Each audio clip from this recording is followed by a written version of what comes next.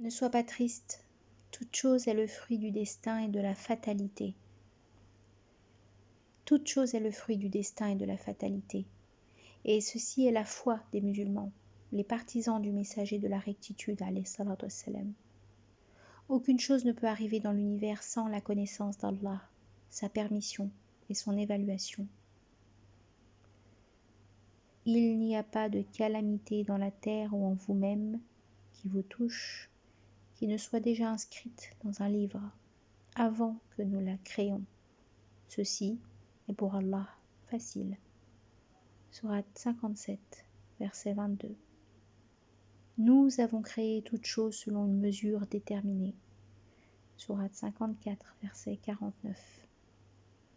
Cependant, nous vous éprouverons par un peu de crainte, de faim, de diminution dans les biens, les personnes et les fruits, et annonce la bonne nouvelle aux patients. Sourate 2, verset 155.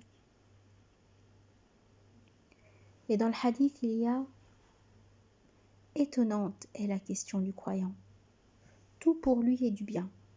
Si une joie l'atteint et qu'il est reconnaissant, c'est du bien pour lui.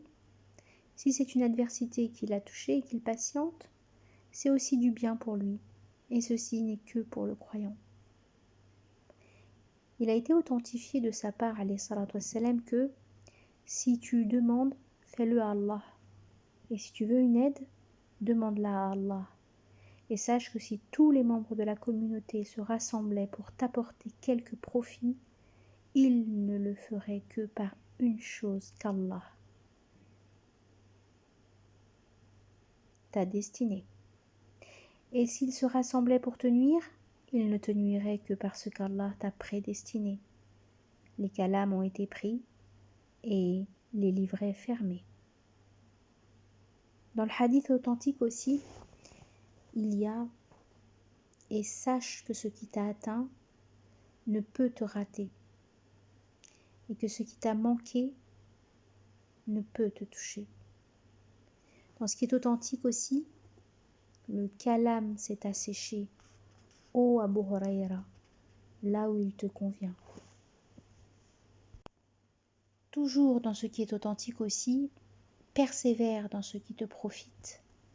Remets-en à Allah, ne te décourage pas, et ne dis pas « si j'avais fait cela, cela aurait été ceci et cela », mais dis « Allah a prédestiné et a fait ce qu'il voulait ».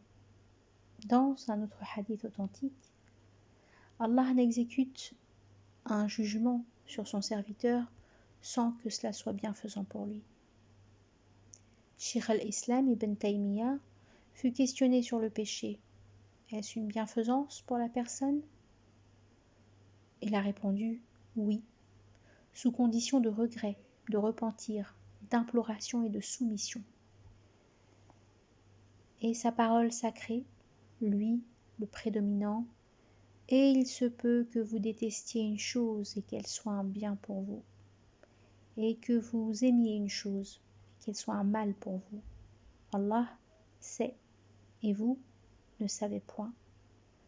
Sourate 2, verset 216. Quelques vers, c'est le destin.